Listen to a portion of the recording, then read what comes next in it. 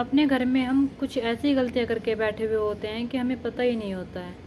आज की घटना में कुछ ऐसा ही होता है, जहाँ पर एक दुल्हन के साथ चोर जो होते हैं उसके घर में घुसते हैं और घुसने के बाद उसके साथ कुछ ऐसा करते हैं जिसे जानकर आप हैरान हो जाएंगे और सोचने पर मजबूर हो जाएंगे कि नए नवेली दुल्हन के साथ आखिरकार कोई ऐसा कैसे कर सकता है और इसमें किस किस का साथ होता है, ये जानते हैं हम इस घटना के माध्यम से।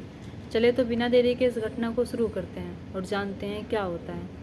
नमस्कार, आदाब, सत श्री अकाल, हर हर महादेव। मेरा नाम रूपा है और आज की घटना उस शहर की है, उस इलाके की है, वाकई में जो बहुत ही निचले इलाका है, यानी कि उत्तर प्रदेश के बाराबंकी की। उत्तर प्रदेश का बाराबंकी जो एक निचले स्तर पर आता है, जहाँ पर एक घना जंगल है, जिस घने जंगल के बीच में सिर्फ 2-3 गांव हैं। वे 2-3 गांव बसे हुए हैं, उसमें रहने वाला एक व्यक्ति जिसका नाम अशोक होता है। अशोक की उम्र जो होती है 30 साल होती है।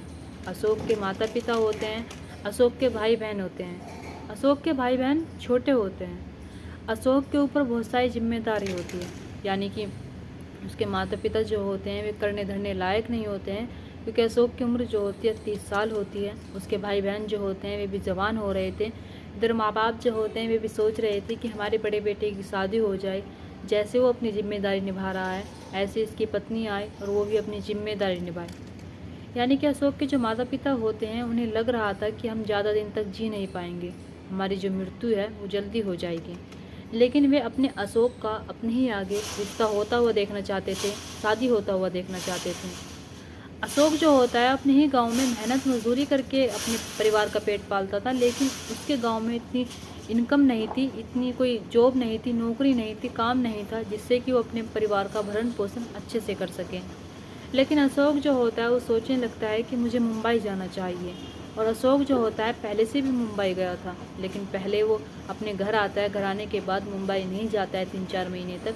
लेकिन एक बार फिर वो मुंबई जाता है। मुंबई जाने के बाद जो भी वो कमाता था 15 या 20 हज़ार रुपये, वो अपने परिवार वालों को, अपने भाई बहन को भेज देता था। इधर माँ बाप जो होते हैं अशोक के लिए लड़की देखने लगते हैं। तभी पास के ही एक गाँव की रहने वाली एक लड़की होती है जो दिखने में बेहद खूबसूरत होती है, जिसकी उम्र अशोक से 2-3 साल छोटी होती है, यानी कि 26-27 साल की लड़की होती है। तभी माँ बाप जो होते हैं अशोक से बात करते और कहते हैं कि बेटा, हमने तुम्हारे लिए एक लड़की देखी है, अगर तुम उसे पसंद कर लो तो हम उन्हें हाँ कर देंगे और उनकी हाँ में हमारी हाँ हो जाएगी। अशोक जो होता है उस लड़की का फ़ोटो देखता है। फ़ोटो देखने के बाद अपने माँ बाप से कहता है कि मम्मी पापा, मुझे वो लड़की पसंद है। तब ये अशोक का जो रिश्ता होता है उस लड़की से तय हो जाता है। जब उस लड़की से उसका रिश्ता तय होता है तो अशोक जो होता है उस लड़की की मर्जी पूछता है और कहता है कि क्या तुम्हें मैं पसंद हूँ, क्या तुम्हें मुझसे शादी करनी है। तभी लड़की जो होती है वो कहती है कि हाँ, मुझे तुम पसंद हो और मैं तुमसे शादी करना चाहती हूँ।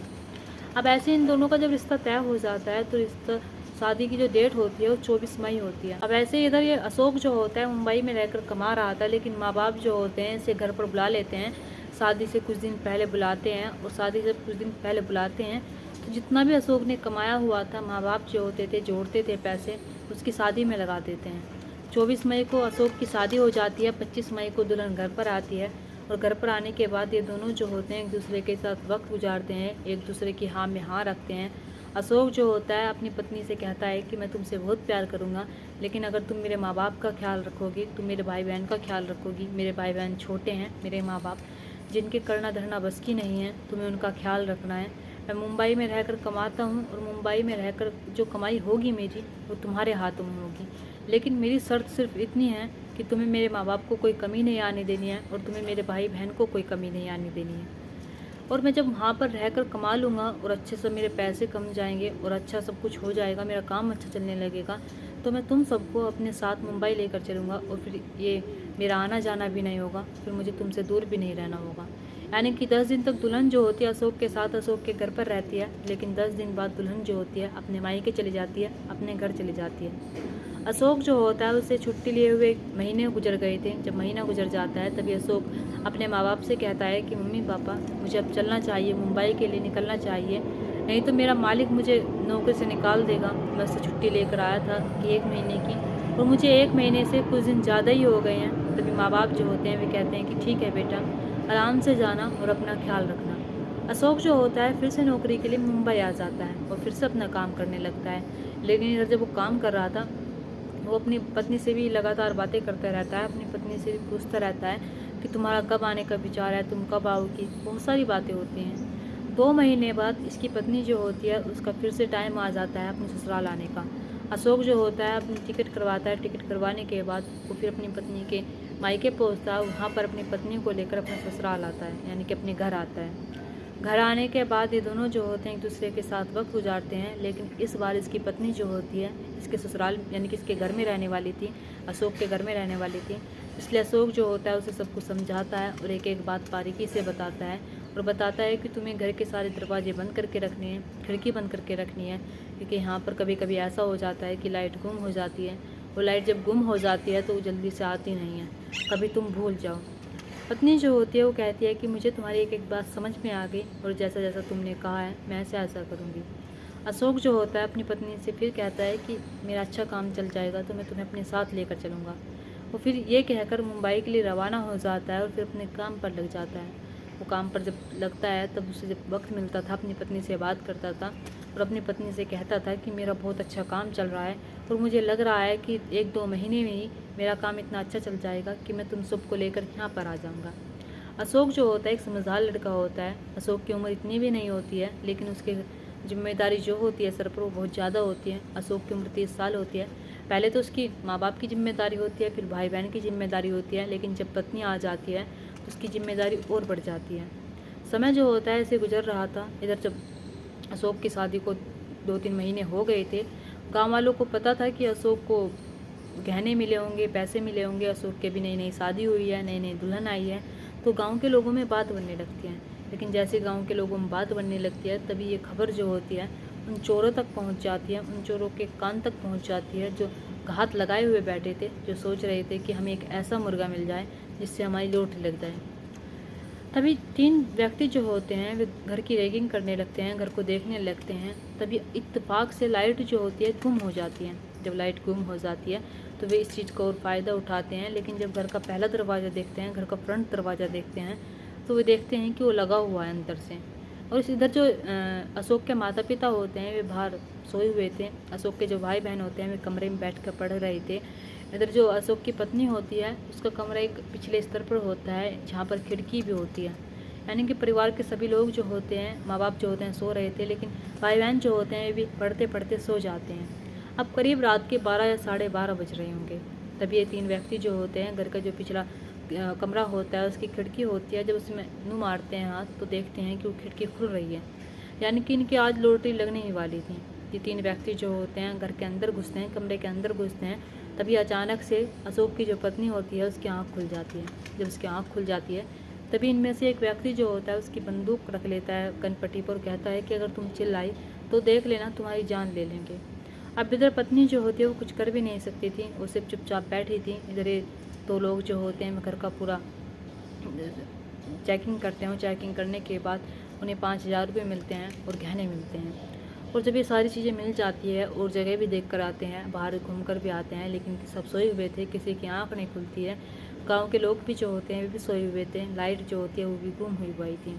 लेकिन ये चोर जो होते हैं इनके हाथ में एक टॉर्च होती है, उससे जला जला कर देख रहे थे। इधर पत्नी जो होती है वो चुपचाप बैठी हुई थी। तब ये सारी चोरी कर लेते हैं। चोरी करने के बाद जब ये जाने ही वाले थे तब इनकी नज़र जो होती है उसकी पत्नी अशोक की पत्नी पर टिक जाती है। जब अशोक की पत्नी पर इनकी नज़र टिक जाती है तो ये तीनों के तीनों जो होते हैं उसके साथ फिर गलत काम करने लगते हैं। यानी कि पहला व्यक्ति जब इसके साथ गलत काम करता है तो दूसरा भी करता है, तीसरा भी करता है। ये सिलसिला जो होता है सुबह के 2 या 3 बजे तक चलता है। और सिलसिला जब सुबह के 2-3 बजे तक चलता है तब ये चोर जो होते हैं फिर से अपने रास्ते से निकल जाते हैं खिड़की से ही। ये चोर जो होते हैं उस इलाके में बसे हुए थे, उस जगह पर बसे हुए थे जहाँ पर घना जंगल होता है, जहाँ पर इन्हें छिपने की जगह मिल जाती है। और जब छिपने की जगह मिल जाती है तो ये गांव में घूमा करते थे, रेगिंग क्या करते थे, गांव में देखा करते थे क्या हो रहा है क्या नहीं हो रहा है। और इस चीज़ का फ़ायदा उठाया इन्होंने कि अशोक की शादी हुई है और नई नई शादी हुई है तो नए नए पैसे भी आए होंगे।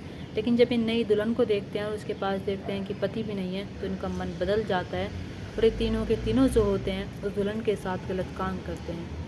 अब जैसे ही दिन निकलता है, दिन निकलने के बाद दुल्हन जो होती है घर के बाहर आती है।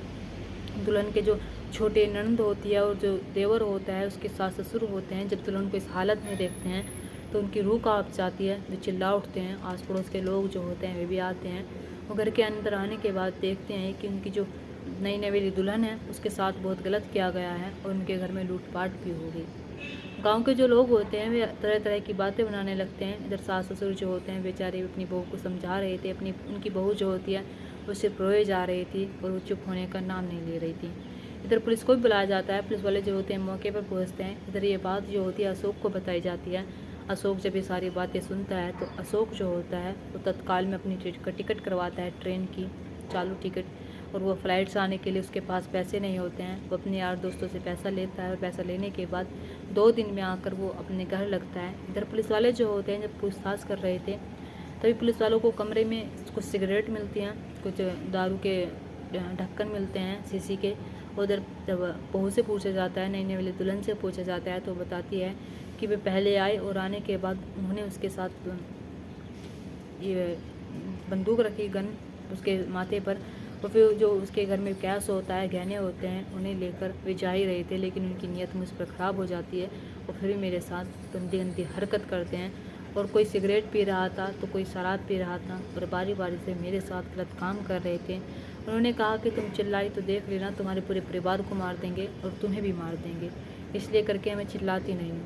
और पुलिस वाले जो होते हैं जब ये सारी बातें सुनते हैं नई नवेली दुल्हन की तो उसकी एक एक बात रिकॉर्ड करते हैं, एक बात लिखते हैं।